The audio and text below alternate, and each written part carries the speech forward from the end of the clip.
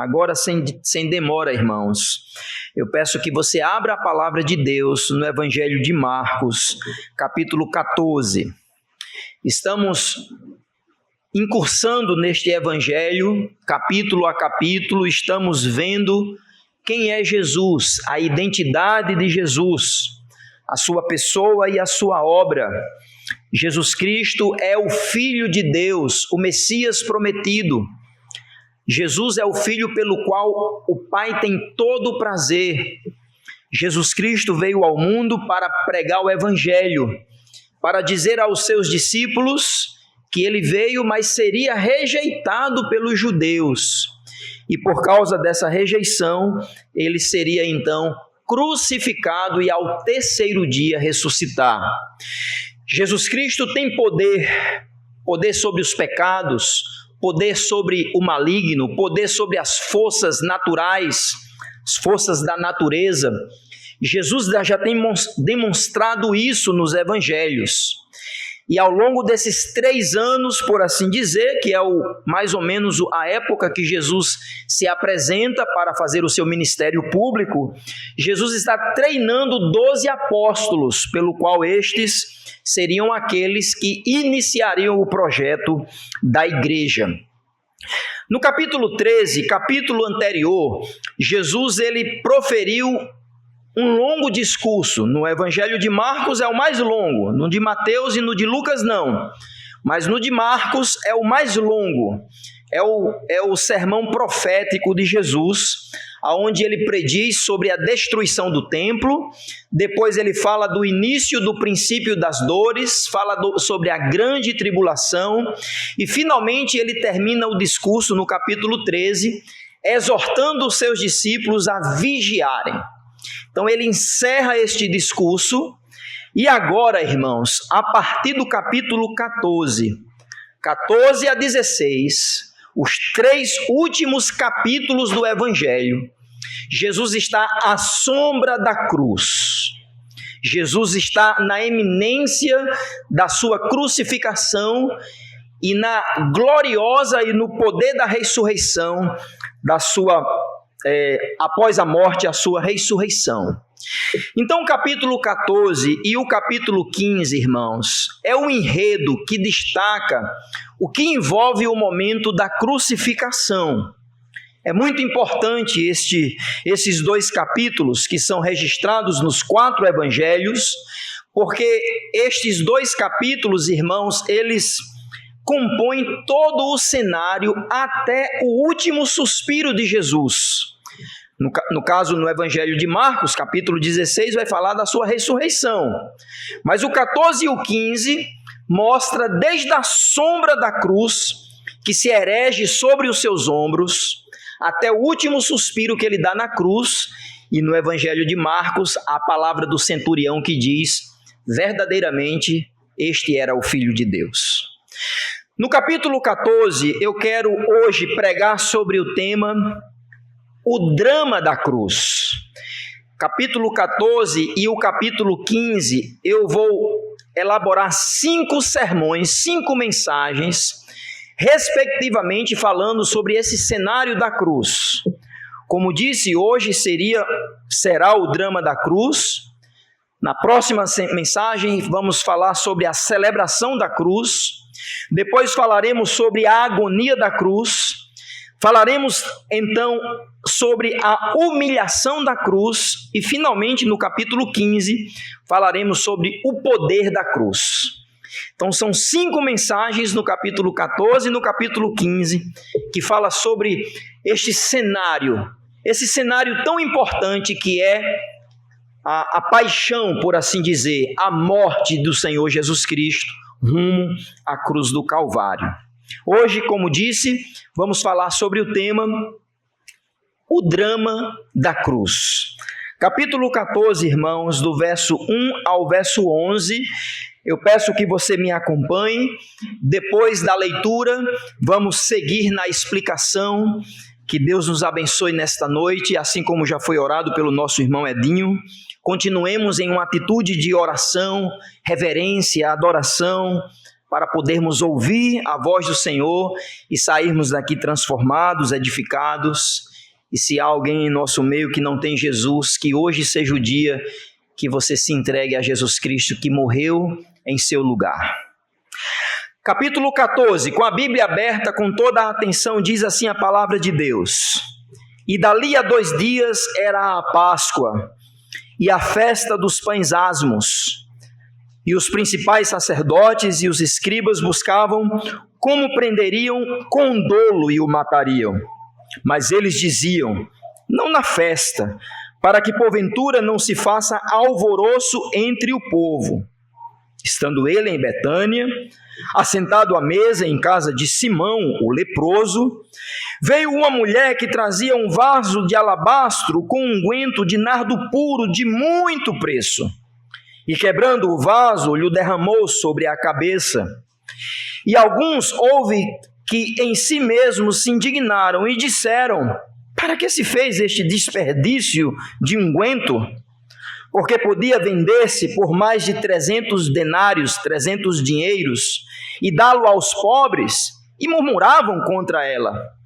Jesus, porém, disse, deixai-a, por que a molestais? Ela fez boa obra, porque sempre tendes os pobres convosco, e podeis fazer-lhes bem, quando quiserdes, mas a mim nem sempre me tendes. Esta fez o que podia, antecipou-se a ungir o meu corpo para o sepulcro, para o sepultamento, para a sepultura. Em verdade vos digo que em todas as partes do mundo, onde este evangelho for pregado, também o que ela fez será contado para a sua memória. E Judas Iscariotes, um dos 12, foi ter com os principais sacerdotes para lhe entregar. E eles, ouvindo, folgaram, alegraram-se e prometeram dar-lhe dinheiro, e buscava como o entregaria em ocasião oportuna. Amém? Esta é a palavra santa do Senhor. Como disse aos irmãos, agora as cortinas se abrem e a cruz se coloca cada vez mais suntuosa diante do nosso Senhor. Ele está aqui numa quarta-feira, pois desde quando ele entrou em Jerusalém, a gente já viu isso no capítulo 12, assentado em um jumentinho, ele abre esta semana, a sua última semana antes da cruz. Então ele vai a Jerusalém, ele volta, ele vai até o templo, ele tem embates com os religiosos, ele fala sobre o sermão profético dos fins dos tempos, mas agora Jesus está mais recluso. Agora vamos ver Jesus mais no seu íntimo, por assim dizer. As cortinas se abrem e dão flashes do momento íntimo de Jesus com os seus discípulos. Ao mesmo tempo, também, as cortinas se revelam sobre a intenção dos corações. Pessoas que conspiravam, pessoas que maquinavam a maneira como Jesus haveria de morrer. Porque Jesus, naquela ocasião, era uma pessoa muito incômoda para o status quo, tanto dos líderes religiosos, os próprios judeus, que já não aguentavam mais Jesus, como o próprio Império Romano, pelo qual Jesus já se figurava para muitos como um risco, como uma insurreição, como alguém que poderia levantar-se em rebeldia ao Império Romano. Aqui está então Jesus, o Filho de Deus, sabendo que está rumando à cruz. E hoje, irmãos, vamos falar sobre este drama que é envolvido por personagens, onde Jesus está no centro, aonde este drama aparece a intenção dos atores coadjuvantes, mas pelo qual se destaca o quanto a cruz foi controversa.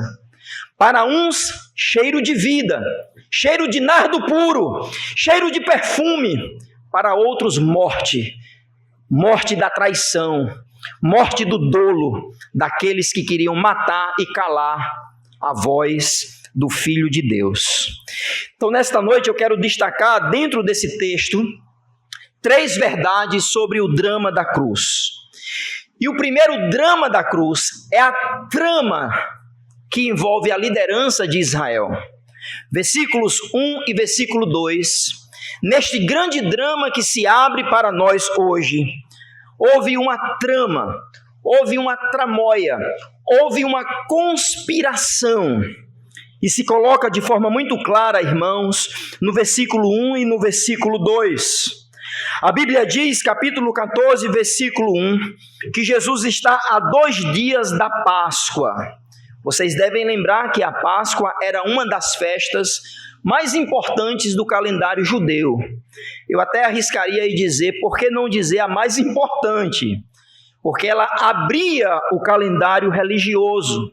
No dia 14 de Nissan, seria o primeiro mês do ano do calendário lunar dos judeus, aonde os judeus celebravam a saída do povo de Israel da terra do Egito. Sem combinar com o irmão Edinho hoje, ele leu um salmo que fala sobre isso. Uma das partes do salmo é o salmista celebrando a mão forte de Deus, como ele tirou o povo do Egito, da escravidão, e rumou a cidade, a terra prometida. Então, irmãos, a Páscoa era o momento onde o povo de Deus haveria de ver o último sinal, que está lá registrado no capítulo 12 de Êxodo, o sinal pelo qual todos os primogênitos do Egito morreriam, menos aqueles que tinham o sinal do sangue do cordeiro. Então eles deveriam imolar um cordeiro, eles deveriam sacrificar um cordeiro, eles deveriam assar aquele cordeiro, comer por inteiro, e o sangue daquele cordeiro eles colocariam nos umbrais da porta. E a Bíblia vai dizer lá em Êxodo que quando o anjo da morte passasse por todo o Egito, quando ele visse o sinal na porta do sangue do cordeiro, ele passaria por cima. Inclusive a palavra Páscoa é uma palavra transliterada da língua original, que literalmente significa passar, passagem, passar por cima. E a Páscoa é justamente isso, o sinal do sangue do cordeiro que nos livra da morte. E era 2 dias antes deste momento. E Jesus estava para celebrar essa festa. Como já vimos, Jesus está em Betânia. O seu trânsito é de Betânia para Jerusalém, cerca de 3 quilômetros. E o texto vai dizer, irmãos, que além dele estar ali, ele vai predizer a sua morte. Apesar do texto não falar, aqui no capítulo de Marcos, o Evangelho de Mateus claramente diz isso. Mateus 26, versículo 2, fica como referência para vocês. Claramente Jesus diz que aquela ocasião vai se desenvolver, vai culminar na sua morte. Então Jesus está consciente disso, irmãos. E ainda no versículo 1, esta festa sendo celebrada pelos judeus, os judeus recebendo, Jerusalém recebendo peregrinos de todas as regiões, tanto de Israel como fora de Israel. Inclusive, alguns comentaristas chegam a um número de mais de 2 milhões de pessoas em Jerusalém. É algo impressionante. Peregrinos de vários lugares. E nas recâmaras daquela cidade, irmãos, veja comigo o texto no versículo 1. Os religiosos estavam querendo saber como matariam o cordeiro. Preste atenção, estamos na Páscoa. O cordeiro deve ser imolado. Os sacerdotes conhecem mais do que ninguém como seria este ritual. Mas veja no versículo 1, principais sacerdotes e escribas, aqui certamente é um grupo chamado o Sinédrio, seria a elite dos religiosos, seria a mais alta cúpula dos religiosos, e eles estavam buscando, atenção ao versículo 1, eles estavam buscando como prenderiam com dolo e o matariam. Eu quero destacar no versículo 1, irmãos, a palavra dolo. A palavra como eles poderiam prender Jesus, a traição, na covardia. A palavra dolo vem da raiz da palavra mal, maligno, traiçoeiro. Então, esta trama, no drama da cruz, se mostra ainda mais ardilosa, porque eles não estavam preocupados mais com quem era Jesus, apesar das evidências. Eles estavam resolutos em matar o Filho de Deus. Esta não é a primeira ocasião, não é, irmãos, que isso aconteceria. Já tinha havido outras ocasiões. Na realidade, desde o início do ministério de Jesus, os religiosos querem matá-lo. Se você olhar aí mesmo no Evangelho de Marcos, capítulo 3, versículo 6, vamos dar um passo atrás e vamos ver o início do Evangelho de Marcos, só para que os irmãos possam relembrar que esta toada, este como que um coro se perpetua nos 3 anos do ministério de Jesus.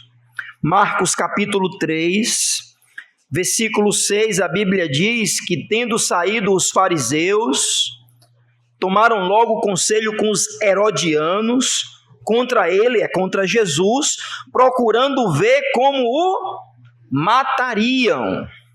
E aqui você vê 2 grupos distintos de ideologia, distintos de convicções, fariseus e herodianos. A gente já viu sobre esses 2 grupos, hoje não é minha intenção explicar de novo, mas é um dos grupos que aparecem como opositores de Jesus, e a intenção deles era matar.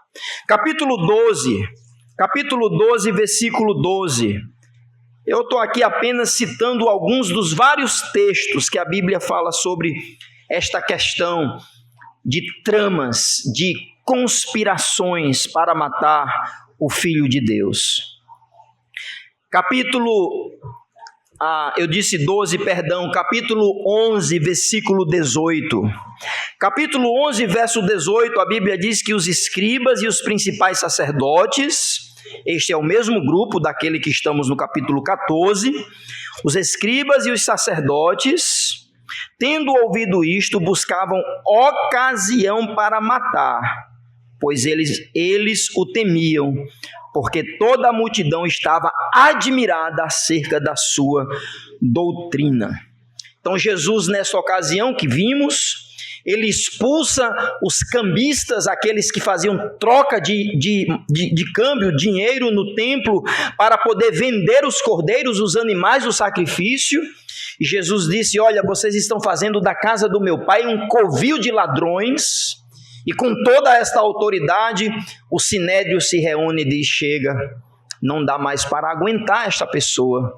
Jesus passou dos limites, temos que matá-lo. Mas no capítulo 14, versículo 1, o texto que estamos considerando, irmãos, aparece essa palavra que eu acho que faz toda a diferença. É a palavra dolo, é a intenção do sinédrio, a malignitude da intenção do coração dos 70 anciãos. Os estudiosos acreditam que eram 70 mais um, que seria então o sumo sacerdote. E a gente inclusive sabe até quem era o sumo sacerdote.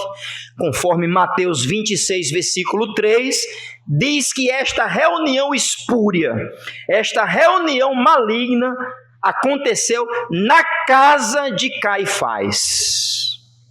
Para alguns estudiosos, algo inusitado. Uma reunião do sinédrio não deveria ter se dado dentro da casa do sumo sacerdote, e sim no próprio sinédrio, público para todos, no sentido de que eles estão reunidos para deliberar. Pensando neste texto, né, não existe nada novo debaixo do céu, não é? Pois os poderosos conspiram em jantares, e a uso a sabor do seu poder, da sua caneta, da sua capacidade de poder coagir, de ser coercitivo, eles fazem tramas de forma irregular, fora daquilo que seriam os parâmetros legais. Não sei se eu viajei demais, mas parece que as coisas são iguais, como sempre são.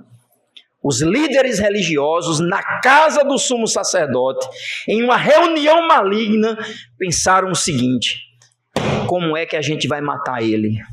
E agora era com dolo, era com malignidade. A traição era de forma intencional. Esse era o drama da cruz, irmãos. Agora não há mais volta. É claro que não poderia haver volta. Jesus já disse por 3 vezes: é necessário que o Filho do Homem morra, padeça na mão dos pecadores, seja humilhado, mas ao 3º dia ele ressuscitará. Inclusive os próprios religiosos, os próprios discípulos nem entenderam isso, ficaram por muitas vezes dizendo: meu Deus, o que é que ele quer dizer com isso? Como é que o Messias vai ser morto?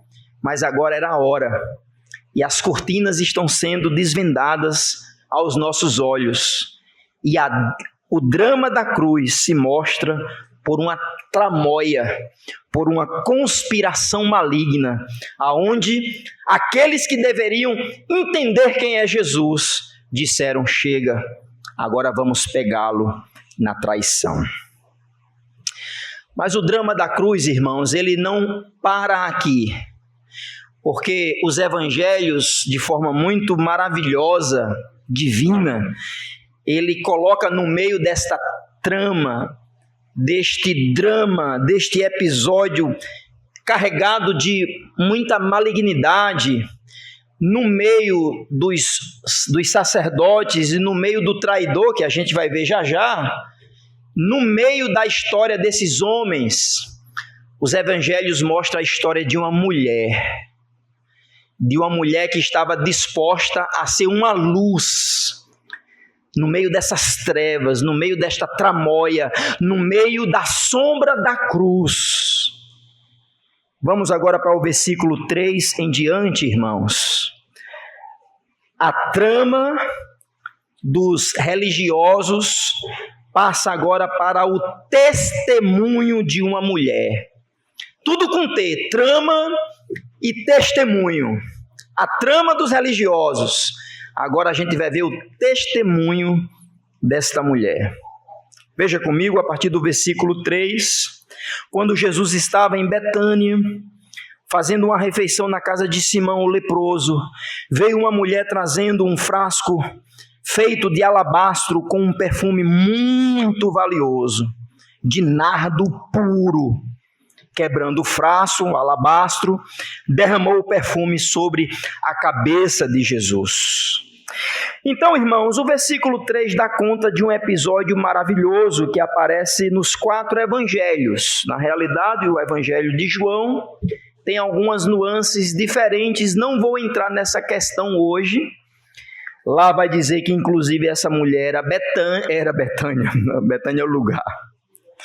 Essa mulher era Maria, a irmã de Lázaro e de Marta. Você pode ler João capítulo 12, mas o lugar e o dia não batem. Então os estudiosos ficam tentando entender esta possível, entre aspas, divergência. Eu não acho que é divergência nenhuma, mas aqui o fato é que esta mulher aparece como uma luz, como alguém que vai mostrar que o drama da cruz tem pessoas dispostas a se sacrificar, a se doar, a se colocar como alguém a serviço do Senhor, pelo qual Ele é digno.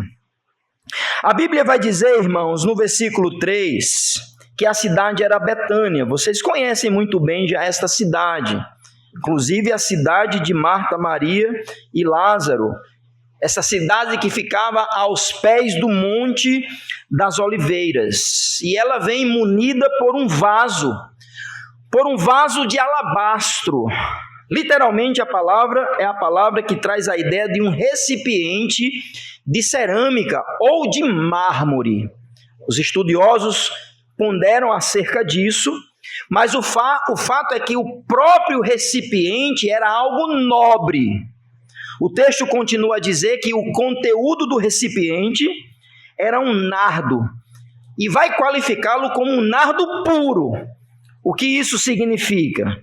Que este nardo, este perfume, era um extrato de ervas. E alguns estudiosos vão afirmar categoricamente que este nardo puro veio da Índia. Depois os irmãos podem pesquisar, podem procurar aí. Para mim é irrelevante por enquanto esta informação, apenas de forma periférica para a gente entender. Mas sem dúvida alguma este nardo era caro. Concorda? Porque a Bíblia diz que ele era caríssimo. Inclusive vai precificá-lo. Vai dizer que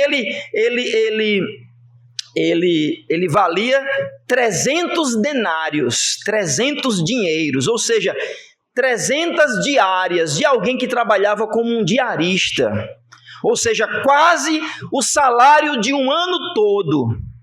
Você pode pensar assim, pastor, mas isso é pouco. Não é, irmãos. Para a época de Jesus, para a realidade de Jesus nesta ocasião, isso era algo muito valioso.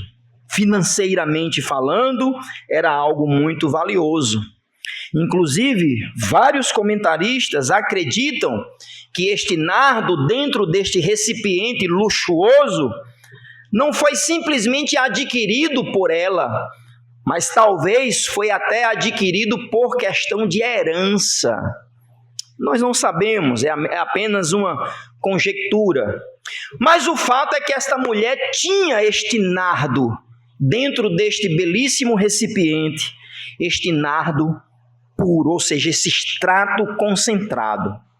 Achei interessante que um arqueólogo diz que esse tipo de nardo concentrado poderia fazer mais de 50 frascos. Ele diluído em outras químicas, em outras alquimias, a pessoa que detinha este nardo poderia quadriplicar o valor dele para poder vender, porque ele era tão concentrado. Todos esses detalhes, para quê, irmãos? Para quê, pastor? Porque essa mulher vai fazer algo que vai surpreender a todos. E não somente surpreender, mas até trazer uma certa resistência à ideia de, para que tudo isso? Que pessoa fanática! Como é que essa pessoa vai fazer isso? E ainda vem com um ar de piedade, pelo qual vão dizer, seria melhor vender e distribuir a quem? Aos pobres, como diz o texto. Mas ainda eu quero destacar no versículo 3, que esta mulher vai à casa de um homem chamado Simão. A palavra, talvez o nome Simão seria o nome mais popular da época, seria talvez o José hoje, ou o João, eu não sei qual é o nome mais popular no Brasil, mas Simão era um desses nomes muito, muito popular. Mas ele recebe um codinome, não é? Ele recebe como que um apelido. Lembra no interior que diz fulano, que é de não sei quem, não é? É muito comum isso no interior. Este homem recebe um codinome. A Bíblia diz no versículo 3 que ele era Simão o leproso. Obviamente ele não era mais leproso. Até porque se ele continuasse sendo leproso, as pessoas não poderiam estar lá, na realidade, nem ele poderia estar em casa. Ele seria uma pessoa subscrita, uma pessoa, melhor dizendo, marginalizada da sociedade de Israel por causa da lei de Moisés. Então, nós não sabemos que se este homem foi curado de forma natural, curado pelo próprio Jesus, que Jesus, a Bíblia diz que ele curou alguns leprosos, não é? Inclusive há até aquela passagem que Jesus cura 10 leprosos e apenas um volta para agradecer, não é? Então, nós não sabemos a história de Simão o leproso, mas podemos com tranquilidade, irmãos, concluir de que ele não era mais leproso. Ele já estava purificado, ele já estava curado. E Jesus está ali com seus amigos, está ali a sombra da cruz, ele está ali já no drama do Calvário, enquanto os religiosos tramam a sua morte. Essa mulher entra no recinto. A Bíblia diz, ele assentado à mesa, veio uma mulher trazendo este vaso, esse belíssimo vaso com este unguento caríssimo de nardo puro. A Bíblia diz que ela quebra e ela derrama este líquido preciosíssimo na cabeça de Jesus. Que ato! Que ato simbólico, que ato sacrificial. Ela unge Jesus, por assim dizer. Ela sinaliza entender quem é o Messias. A unção cerimonial era muito conhecida no Antigo Testamento, tanto para sacerdotes, como para reis, como para autoridades. E aqui este ato está muito carregado de simbolismo. É como se ela dissesse assim: eu sei quem o Senhor é, eu trouxe isso aqui, é o melhor que eu tenho para lhe oferecer. E ela quebra este recipiente, ela derrama este recipiente na cabeça de Jesus, e aí então tem a reação dos discípulos. Fica imaginando, né? Todo aquele aroma na casa, toda aquela situação instalada, Jesus ungido em Betânia, na casa de Simão, o leproso. Irmãos, o texto vai dizer no versículo 4, atenção, que alguns discípulos se indignaram. Na realidade, Mateus traz a ideia no capítulo 26, verso 8, que todos ficaram indignados, ficaram revoltados. Mas João, no capítulo 12, se esse registro em paralelo é o mesmo, que é Maria de Betânia, João vai dizer no capítulo 12, versículos de 4 a 6, que é Judas Iscariotes, que toma a frente da situação. É ele que primeiro repreende a mulher. E a Bíblia vai dizer em João capítulo 12, versículos de 6 a 8, que Judas diz isso e que todos então seguem Judas nesta visão. E o texto vai dizer que Judas fez isso porque ele era ladrão. É muito interessante. A realidade é lamentável, não é?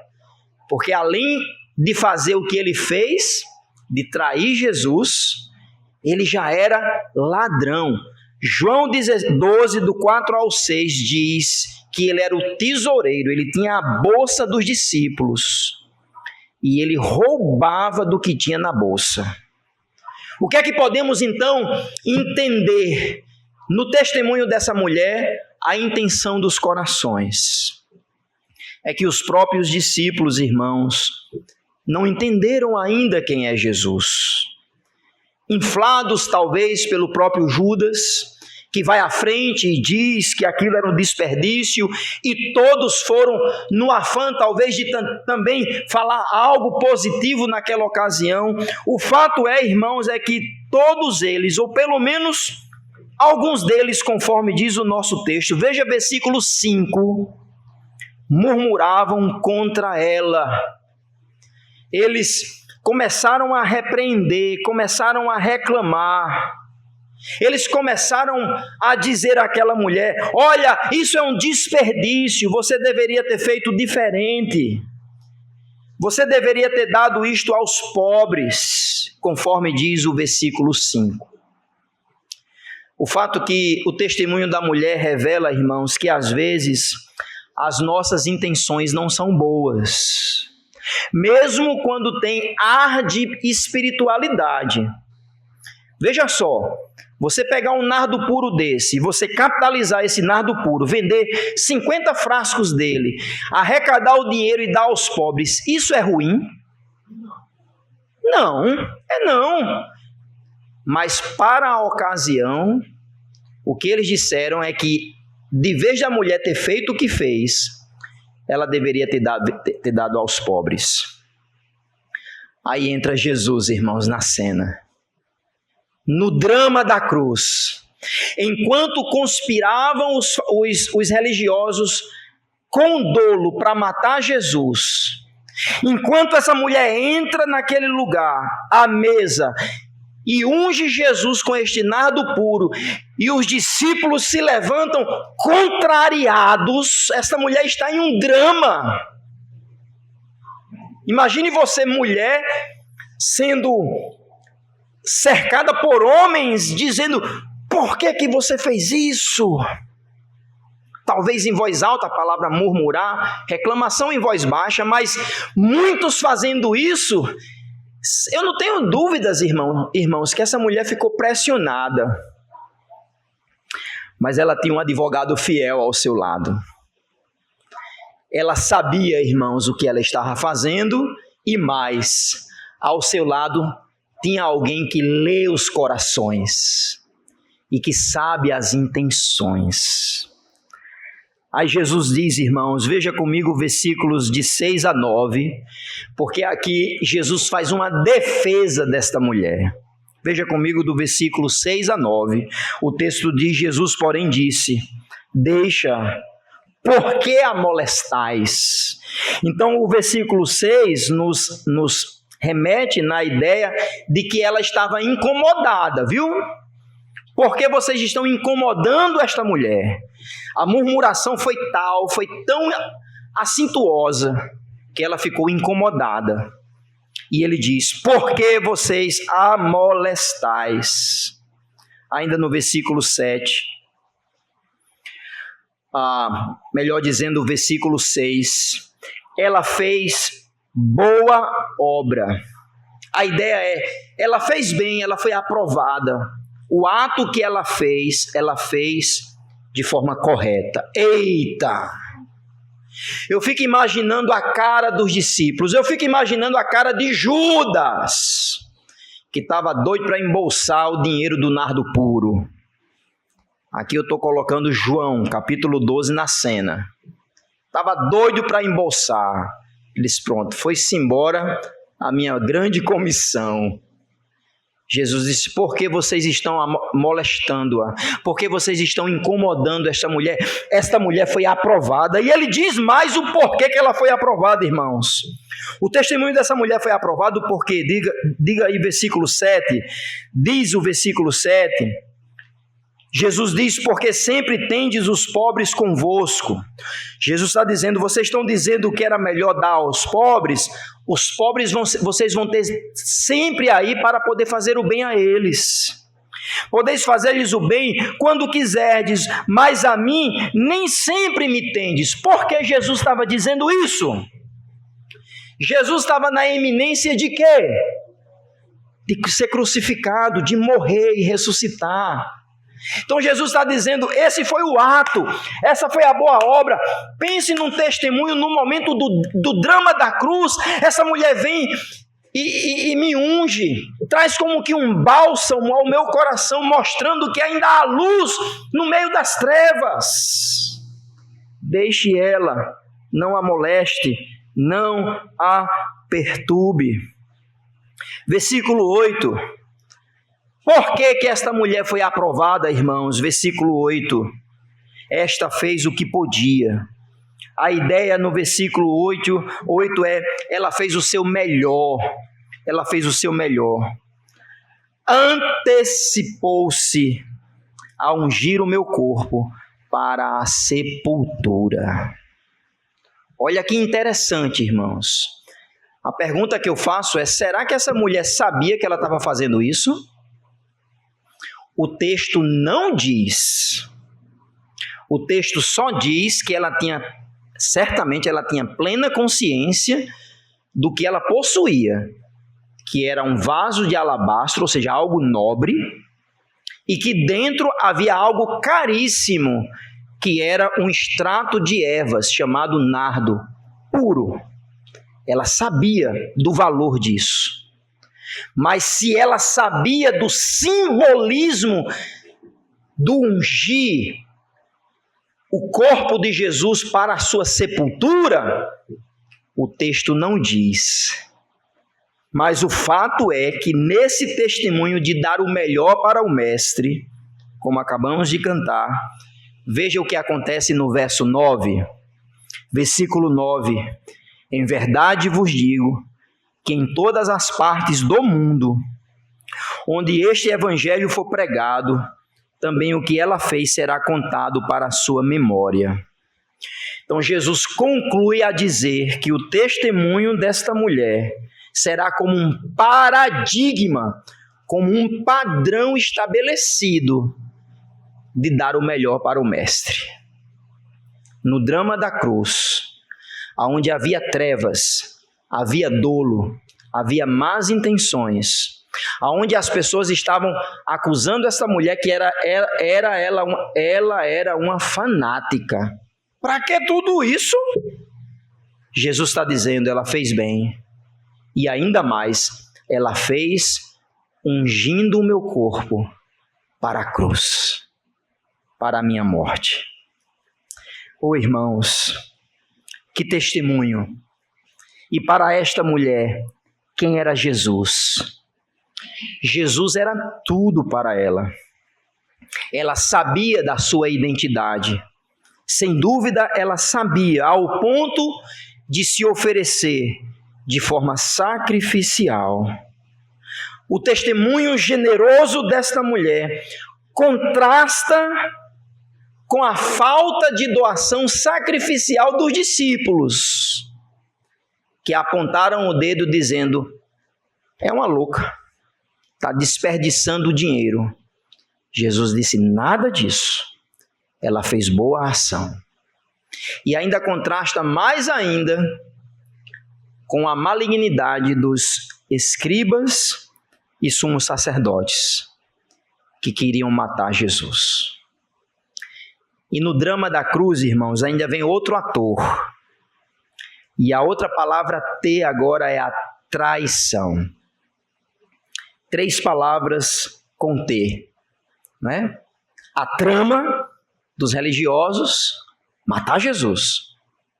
O testemunho da mulher fez o melhor, fez uma boa ação. E agora, a traição de um amigo próximo. Aqui na cena do drama da cruz aparece Judas Iscariotes, ou poderíamos dizer Judas de Iscariote, uma região ao sul, extremo sul de Israel, a 37 quilômetros de Jerusalém. Coincidentemente, não existe coincidência na Bíblia, mas pelo menos curiosamente, o único que não era da Galileia, o único que não era do norte, era do sul. Uma pessoa articulada, pois logo recebera do grupo a capacidade de administrar os recursos, mas esse homem não era como a mulher, nem era como os religiosos, declaradamente inimigos, e nem era como a mulher, porque a mulher ofereceu algo caríssimo, e ele vai oferecer Jesus por míseras 30 moedas de prata. Vocês percebem o contraste?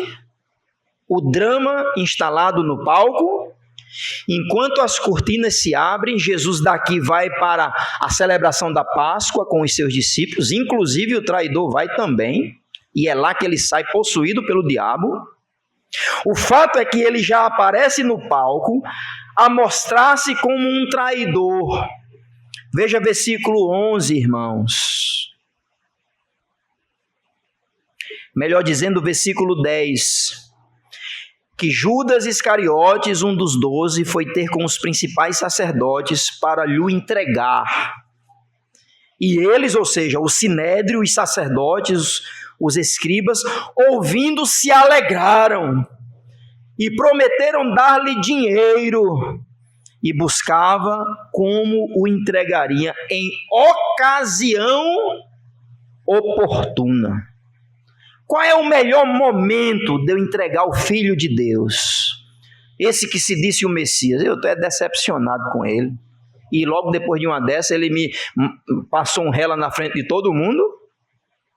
A gente foi dizer que era melhor dar aos pobres esse nardo puro. Jesus veio dizer que ela fez a melhor ação. É como se ele dissesse, é assim? Então assim será. Eu vou entregar você a quem realmente quer. Judas Iscariotes, irmãos, não é um inimigo declarado, mas como diz em um filme, é desses que eu tenho medo. É desses que eu tenho medo, porque ele está dentro, ele é um dos 12. Agora, irmãos, Jesus estava alheio a isso? De jeito nenhum. Jesus sabia, inclusive estava escrito, tem textos que dão conta, que estava escrito que alguém próximo, um amigo seu, levantaria o calcanhar, trairia Jesus às costas. Alguns salmos dão conta disso, inclusive o profeta Zacarias vai dizer 400 anos antes, até a quantidade de moedas de prata, 30 moedas de prata. Você pode ler Zacarias capítulo 11, versículo 12 e 13. O próprio Evangelho de Lucas diz que o próprio Jesus diz, já está determinado, mas ai daquele pelo qual o Filho do Homem vai ser traído.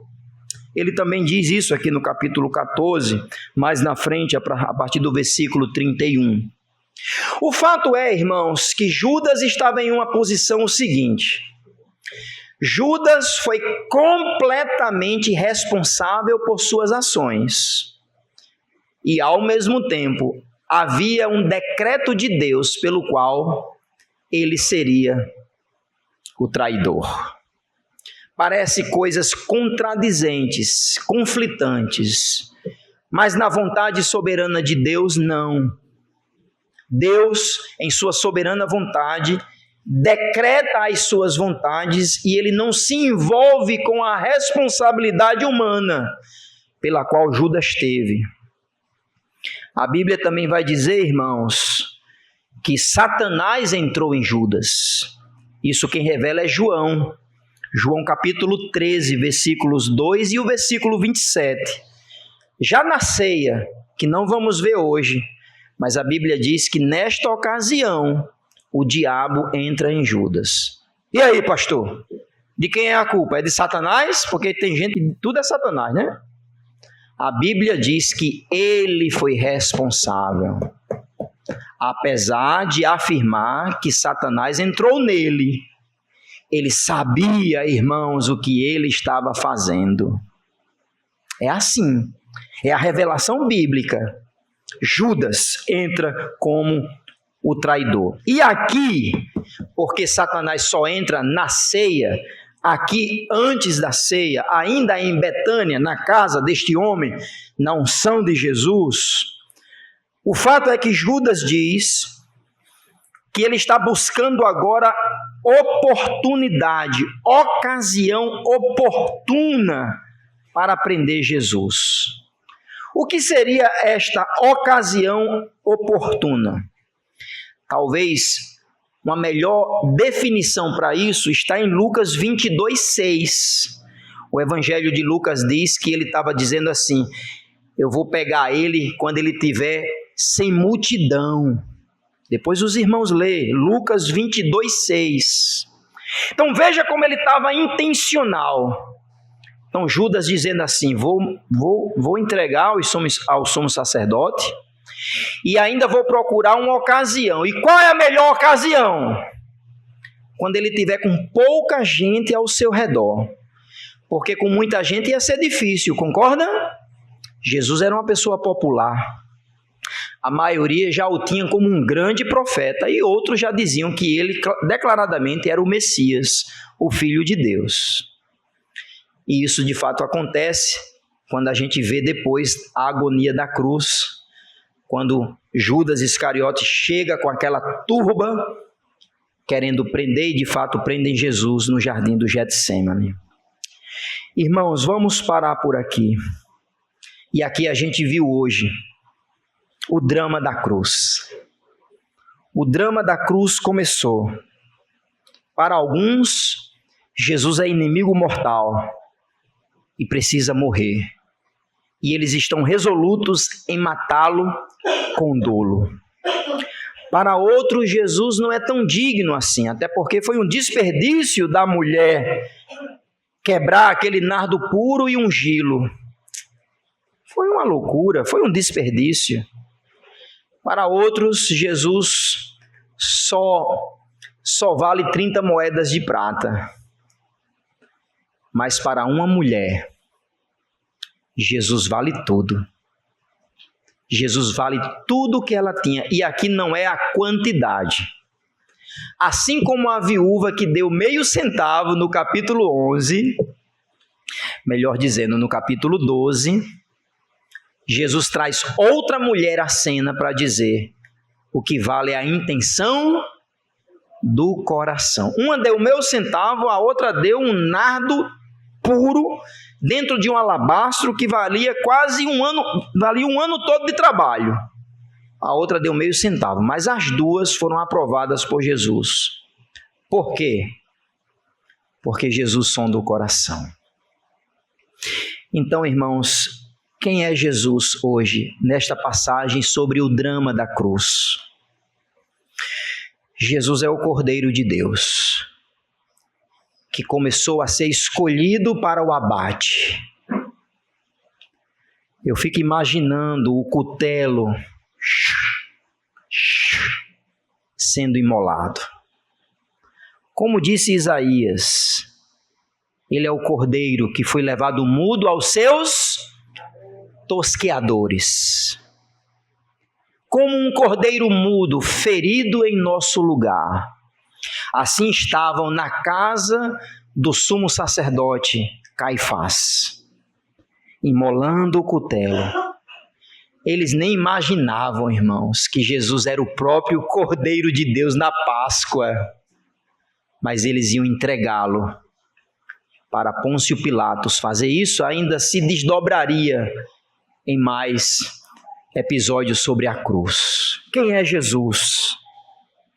É o Cordeiro que está sendo preparado. É o Cordeiro que foi preparado e ungido com o melhor dos ungüentos, ou o melhor dos óleos. Claro que aqui não tem nada a ver com as iguarias dos pães asmos, da erva amarga. Não tem nada a ver. Pastor, esse nardo era amargo? Não, era um perfume. Mas simbolicamente, quando esta mulher quebra e unge Jesus, e Jesus claramente afirma que ela estava preparando o corpo de Jesus, o Cordeiro de Deus está sendo preparado para aquela rude cruz. Mas o testemunho dessa mulher mostra, irmãos, que até neste momento Jesus merece o melhor. Amém, irmãos? Às vezes a gente só dá o resto para Jesus. É o resto do nosso tempo. Se der tempo, se a saúde está mais ou menos, mas sabe de uma coisa? Eu em primeiro lugar, Jesus é por último. Eu estava dizendo à minha esposa, de um tempo para cá, eu tenho me flagrado mesmo como esses discípulos. Às vezes alguém fazendo algo, eu digo, rapaz, essa pessoa fez isso. É para fazer mesmo. Cada um diante de Deus que faça o melhor, como a gente cantou. Como foi forte essa palavra, principalmente para mim, irmãos. Irmãos, não existe nada que a gente possa fazer de extravagante para Jesus. Nada, porque de tudo ele é digno. Esse grupo disse, para que esse desperdício? Para quê? Eu pergunto a você, eu já me perguntei. Eu pergunto a você, você tem feito isso? Para que esse desperdício? Para que ir 3 vezes na semana para o culto? Para quê? Que besteira, que só basta um mesmo. Eu sei, guardadas as devidas proporções, não é a mesma coisa. Mas a aplicação é, irmãos, talvez não estamos fazendo o melhor para Jesus. Sonde o seu coração. Você está em qual parte da sala da casa de Simão o leproso? Dos que reclamaram da mulher ou da própria mulher que entregou o seu melhor? Eu espero que você não seja um Judas traidor que está querendo Jesus só pelas 30 moedas de prata. E aí eu nem vou falar isso. Espero que nem em pesadelo passe isso na sua mente. Mas Jesus merece o nosso melhor. Amém? Vamos orar.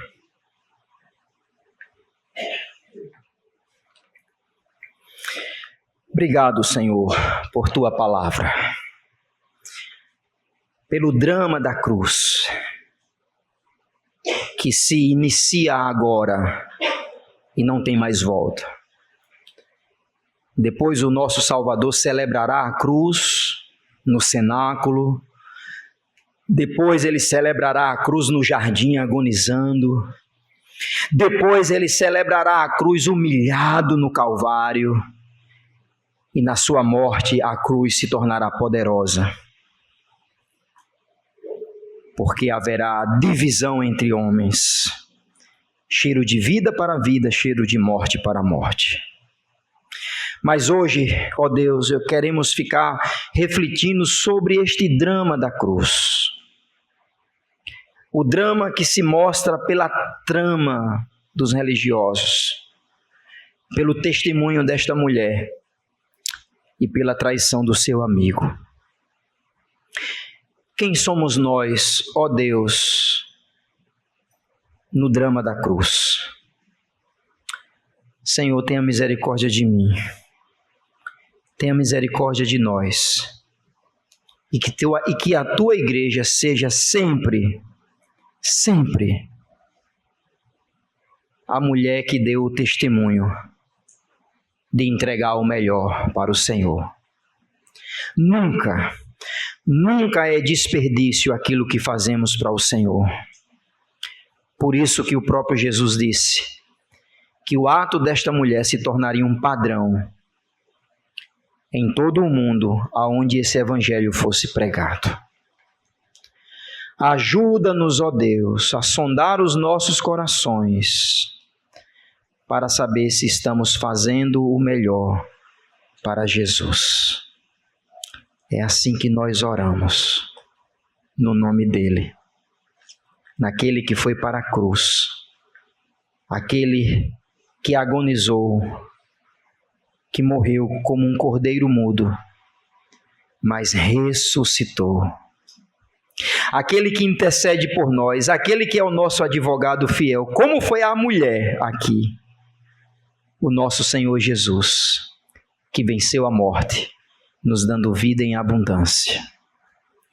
Que possamos fazer melhor para Jesus, pois é no nome dele que nós oramos. Amém e amém.